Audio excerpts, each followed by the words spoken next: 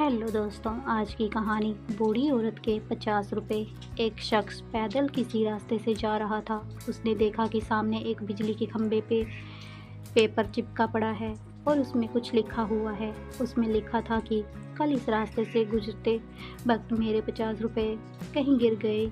मुझे ठीक से दिखाई नहीं देता है। कृपया इस रास्ते पर कहीं भी किसी को भी मेरे 50 रुपए मिले तो इस पते पर पहुंचा दें।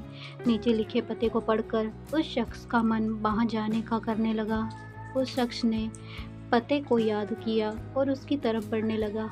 वहां जाने के बाद जब उसने आवाज़ लगाई तो देखा कि गली के आखिरी में एक झोपड़ी है और वहां एक बूढ़ी औरत लाठी के सहारे बाहर निकल रही है।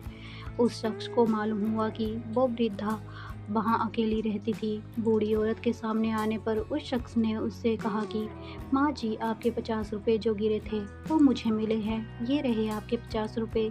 उस शख्स की बात सुनकर बूढ़ी औरत रोने लगी और कहा, बेटा, कल से अब तक करीब 20 से 25 लोग मुझे 50 रुपए देकर जा चुके हैं। बेटा, मुझे ठीक से दिखाई नहीं देता, मुझे पढ़ना लिखना भी नहीं आता। ना जाने किसने मेरी हालत देखकर मेरी मदद के लिए ऐसा किया। उस शख्स के मुंह बहुत कहने पर उस बूढ़ी औरत ने उससे 50 रुपए तो ले लिए, लेकिन उस शख्स से विनती करते हुए कहा कि बेटा, जाते वक्त वो संदेश जरूर फाड़ कर फेंक देना।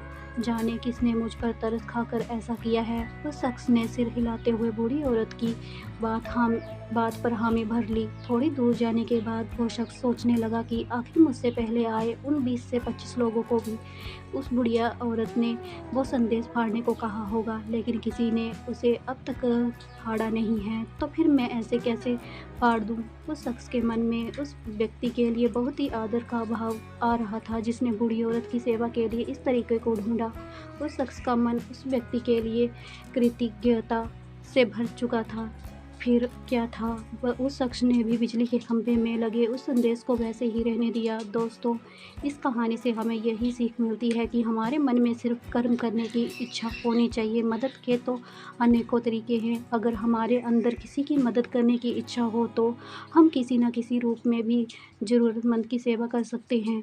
कर्म तेरे अच्छे हैं तो किस्मत तेरी दासी है, नीति तेरी अच्छी है तो घर में मथुरा काशी है। धन्यवाद। अगर आपको हमारी कहानी पसंद आई हो तो कहानी को like, share, comment and subscribe करें।